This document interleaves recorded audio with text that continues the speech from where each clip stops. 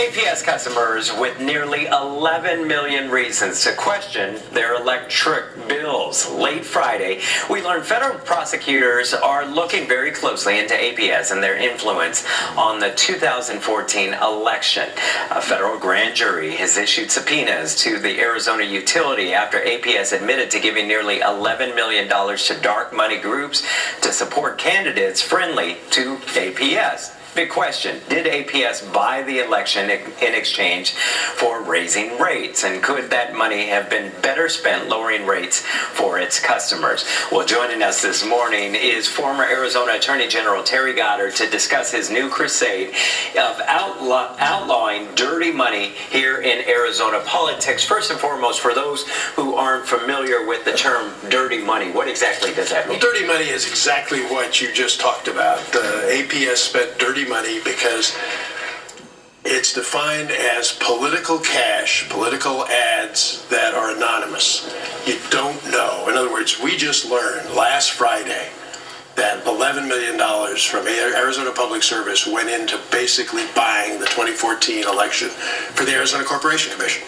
You know, exactly the people that we're supposed to elect to protect us from the utilities, to protect us from APS, they managed to cynical plot to fool the Arizona voters into electing their puppets to go on the Corporation Commission. And the result, as you just said, is higher electric rates.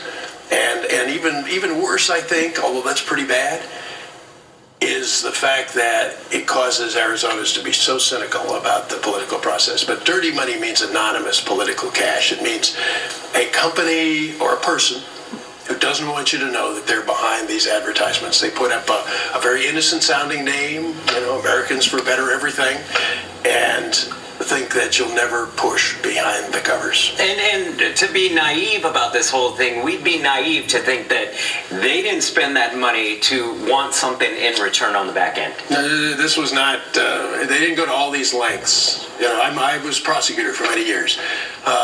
It's money laundering when the source of the funds tries to cover up where it came from. Yep, that's money laundering. In the politics, money laundering. I want to emphasize every politics. The story that you just politician does money laundering for allowing anonymous cash, dirty money to come into our elections.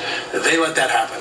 If you're a dirty money organization, one of these 501c4 organizations, corporations, you don't even have to register as a political entity in Arizona. You just spend the money. You just buy the ads.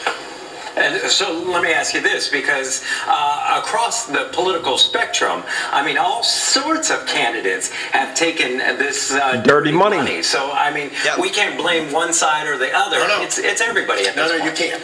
It is an equal opportunity offender, in my opinion. It's a polluter of our political system. And our legislature's done nothing about it. They've had this in their face for many, many years. What APS did to us in 2014 can happen again in Arizona perfectly legally. And we as citizens can't rely on the legislature to fix it. I mean, we have only one choice. It's right here. You can do a petition ballot. This is the Outlaw Dirty Money Initiative.